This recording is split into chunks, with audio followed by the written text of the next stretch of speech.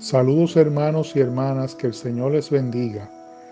Bienvenidos a una nueva edición de la Escuela Bíblica Virtual de la Iglesia Metodista del Calvario del pueblo de Arecibo. Soy el hermano Eugenio Santiago, voy a estar en esta ocasión a cargo de la lección. Quiero aprovechar esta oportunidad para felicitar a toda la congregación de nuestra iglesia por el aniversario número 120 que cumplimos. 120 años que también cumple el metodismo en Puerto Rico. En esta nueva edición de la Escuela Bíblica estaremos estudiando la lección número 13 de la revista El Discípulo, que está ubicada en la página 119, titulada La justicia y los profetas. Haz lo correcto. Para los que no tengan la revista, pueden buscar la palabra del Señor en su Biblia, en el Antiguo Testamento, en el libro de Jeremías, capítulo 22, versículos del 1 al 10. Oremos. Padre eterno, Padre bueno, venimos ante tu presencia todos unidos en comunión para compartir, Señor, esta lección, buscar el pan de vida, Señor, que es tu palabra. Te pedimos que tú derrames tu gloria, tu poder, tu Espíritu Santo y fuego sobre nosotros, dándonos la sabiduría, el entendimiento para aprender más de tu palabra. Enséñanos, disciplínanos, Señor, fortalece nuestra fe, aumenta Señor, aumenta nuestro tiempo para buscar la consagración ante tu presencia, Señor. Que tu palabra sane, liberte y restaure, Señor. Pido, Señor, que tú me uses como instrumento y seas tú el que hable en estos momentos, Señor. En el nombre de Jesús. Amén. Y dice la palabra del Señor, en el nombre del Padre, del Hijo y del Espíritu Santo. Amén. Así dijo Jehová: desciende la casa del rey de Judá y habla allí esta palabra. Dile: oíd palabra de Jehová, rey de Judá, que está sentado sobre el trono de David. Tú, tus siervos y tu pueblo que entra por estas puertas. Así ha dicho Jehová: actuad conforme al derecho y la justicia. Librad al oprimido de mano del opresor, y no robéis al extranjero, al huérfano y a la viuda, ni derraméis sangre inocente en este lugar. Porque si efectivamente obedecéis esta palabra, los reyes que en lugar de David se sientan sobre su trono, entrarán montados en carros y en caballos por las puertas de esta casa, ellos, sus criados y su pueblo. Pero si no escucháis estas palabras, por mí mismo he jurado, dice Jehová, que esta casa quedará desierta. Así ha dicho Jehová acerca de la casa del rey de Judá: como Galaad eres tú para mí, y como la cima del Líbano. Sin embargo, te convertiré en soledad y quedarás como las ciudades deshabitadas. Prepararé contra ti destructores, cada uno con sus armas. Cortarán tus cedros escogidos y los echarán en el fuego. Muchas gentes pasarán junto a esta ciudad y dirán cada uno a su compañero: ¿por qué hizo esto Jehová con esta gran ciudad? Y se le responderá: porque dejaron el pacto de Jehová, su Dios, adoraron a dioses extraños y los sirvieron. No lloréis al muerto, ni por él os consoláis. Llorad amargamente por el que se va, porque no volverá jamás, ni verá la tierra donde nació. Que el Señor añada bendición a su santa palabra. Bendito sea el Señor. Esta palabra que vamos a estudiar en estos momentos se desarrolla en el contexto histórico acerca de la vida y el ministerio del profeta Jeremías, que era hijo del sacerdote Hilcías, y se estima que vivió entre los años 650 hasta el año 585 antes de Jesucristo. Fue contemporáneo con el profeta Ezequiel. Se le atribuye ser el autor de varios libros del Antiguo Testamento, entre ellos pues el mismo libro que está a cargo bajo su nombre, Jeremías, el libro de los Reyes y el libro de Lamentaciones. Él tuvo la ayuda de un escriba llamado Baruch, hijo de Nerías. Se le considera como el profeta llorón, porque siempre en sus profecías y en sus escritos siempre había un llanto de amargura por lo que le iba a ocurrir al pueblo en la situación que estaba viviendo el pueblo de Israel y por lo que el Señor había revelado acerca de la destrucción que vendría sobre el reino de Judá por su desobediencia y también por la amargura que él sufrió, por el desprecio que él tuvo que su pueblo tuvo hacia él. Él fue un hombre menospreciado, era un hombre que era perseguido, estuvo bajo 4 reinados diferentes y los 4 reyes lo persiguieron, lo encarcelaron, lo humillaron, lo tildaron de traidor, lo tildaron de conspirador con el imperio babilónico y al final del tiempo pues eso le costó la vida. Las difamaciones, ese cuestionamiento de cuál era su lealtad. Y todo el tiempo el profeta Jeremías en su vida probó que su lealtad era Jehová y no era los hombres. Y que cuando él iba hacia el gobierno, hacia los gobernantes, él no venía a buscar el favor de ellos, sino a hacer la voluntad de Jehová y a decir el mensaje de Jehová tal y como era. Por eso sufrió tanta persecución y tanto menosprecio. Incluso en el momento en que se ocurrió la diáspora, debido a la invasión, pues en ese momento el último rey de Judá, el rey Sedequías, había encarcelado a Jeremías por insistir en que el cautiverio iba a durar 70 años, porque se habían levantado unos falsos profetas que buscaban el favor del rey y profetizaban al rey que ese cautiverio no iba a durar nada, que esa invasión no iba a llegar nunca y que se despreocupara, pero Jeremías, obedeciendo al Señor, le insistía al rey Sedequías que sí, que esa invasión vendría y que el cautiverio sería por 70 años. Eso enfureció al rey y lo encarceló. Cuando las tropas del rey Nabucodonosor invadieron Jerusalén, fueron hacia los calabozos y uno de esos prisioneros era Jeremías y por orden de Nabucodonosor liberaron a todos los prisioneros, incluyendo a Jeremías. Eso creó un recelo en la población que quedó remanente después de la gran deportación que hubo. Quedó un pequeño remanente de personas y empezaron a tener sospecha y envidia de Jeremías porque insistían de que era un espía y que por eso lo liberaron. Ese mismo remanente, en vez de quedarse en Jerusalén y dedicarse a la reconstrucción de la ciudad, prefirieron irse a Egipto a buscar fortuna allá, a buscar mejor bienestar y olvidarse de la ciudad y del templo y reconstruirlo. Jeremías fue para allá también y Jeremías durante ese tiempo que estuvo allí en Egipto les estuvo recalcando eso, de que eso era en contra de Dios y que ellos tenían que volver de nuevo a Jerusalén y reconstruir los muros y reconstruir el templo. El remanente que estuvo allí pues no le gustó ese mensaje y terminaron apedreándolo y matando al profeta Jeremías.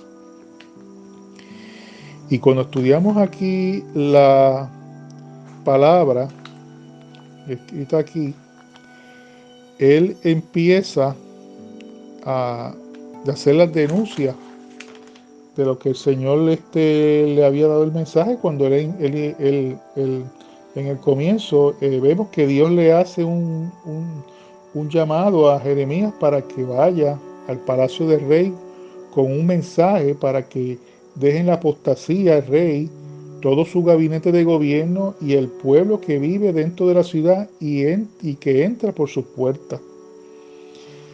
Le exige el Señor que dejen de practicar esa injusticia que estaban haciendo y que les despedía el Señor que practicaran el derecho y la justicia, que le den libertad al oprimido, que no maltratasen con violencia al forastero, al huérfano y a la viuda, que no derramaban sangre inocente, que hicieran la justicia y tuvieran misericordia y de amor de los demás.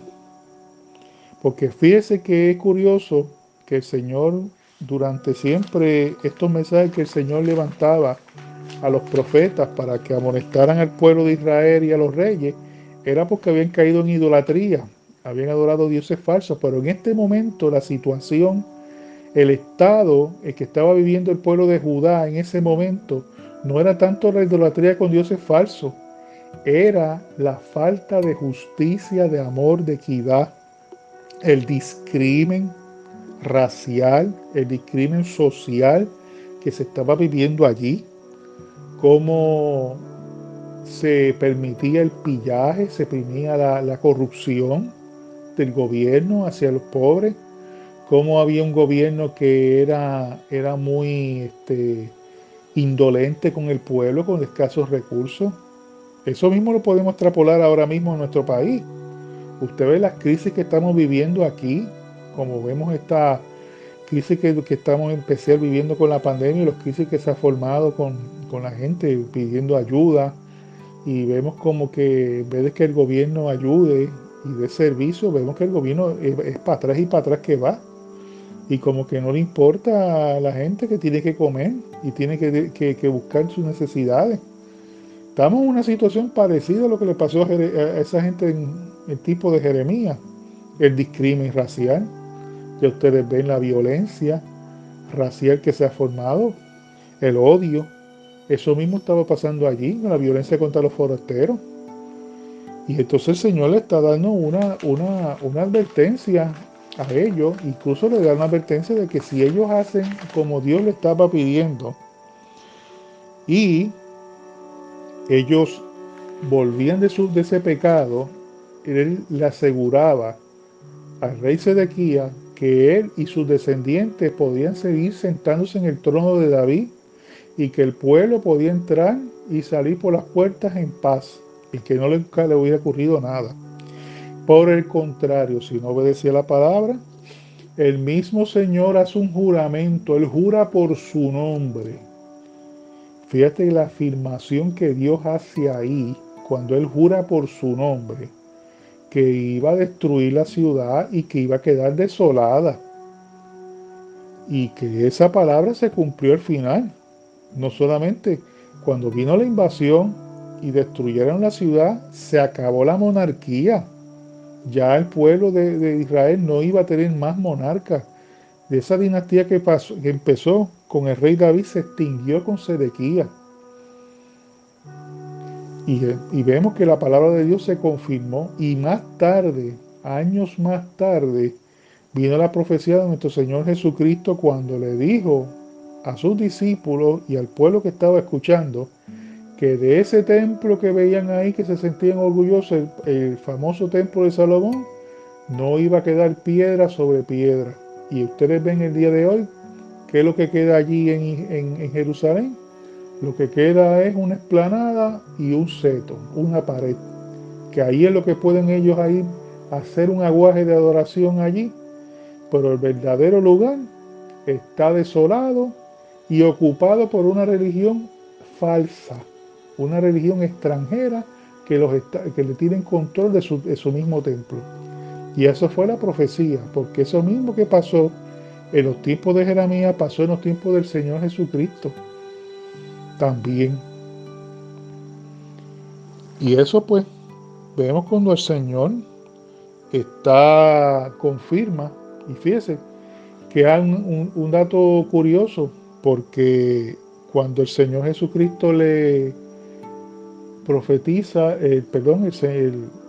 Jehová, a través de sus profetas, como Natán, le confirma a David que su trono y su reino sería eterno, y a Salomón también, y que Dios permitiría siempre que un descendiente de ellos siempre se sentara en el trono de Israel, pero siempre con una advertencia: mientras le sea fiel al Señor, mientras le sirviera a Dios, siempre había un representante de la familia de David en ese trono. El día que fallara, el Señor los sacaría y los quitaría de la faz de la tierra, como sucedió al final. Así que pasamos a leer la parte de lo que es la aplicación de la palabra. Esto es en la página 123. Jeremías no era un hombre poderoso como Elías, elocuente como Isaías, sino uno que era tímido y encogido, consciente de su impotencia, que anhelaba una simpatía y un amor que nunca conocería. Esa fue siempre la gran tristeza de Jeremías, y por eso siempre se le conoció como el profeta llorón, porque siempre lloraba, y también era por el desprecio, que él amaba tanto a su pueblo y el pueblo lo despreciaba. Cuando Jeremías profetizó el cautiverio del pueblo de Dios, enfatizó que sometimiento al castigo de Dios trae bendiciones, porque yo sé los planes que tengo acerca de ustedes, dice el Señor, planes de bienestar y no de mal, para darles porvenir y esperanza. Entonces me invocarán, vendrán y orarán a mí, y yo los escucharé. Me buscarán y me hallarán, porque me buscarán con todo su corazón. Ve que el Señor siempre da una esperanza, a pesar de la época del castigo y del juicio, pero el Señor siempre es misericordioso y tardo para la ira y grande para la misericordia y el perdón. Estas palabras dirigidas al pueblo de Dios muestran el corazón de Dios y el deseo para su pueblo. Gracias al nuevo pacto de Dios, ese mensaje es aplicable para cada uno de nosotros hoy en día. Cuando nos sometemos a los caminos y planes de Dios, entraremos en una relación íntima donde lo escuchamos a Él y Él nos escucha a nosotros. Podemos regocijarnos al escuchar estas palabras de Dios: con amor eterno te he amado, por tanto te he prolongado mi misericordia.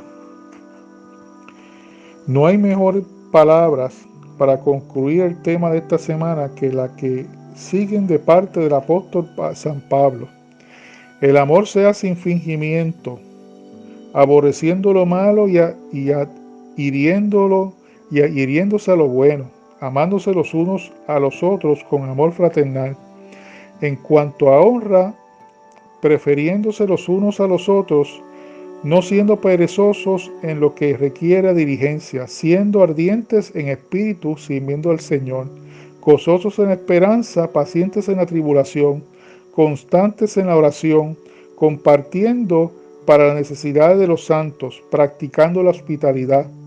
Bendigan a los que les persiguen, bendigan y no maldigan. Gócese con los que se gozan, lloren con los que lloran.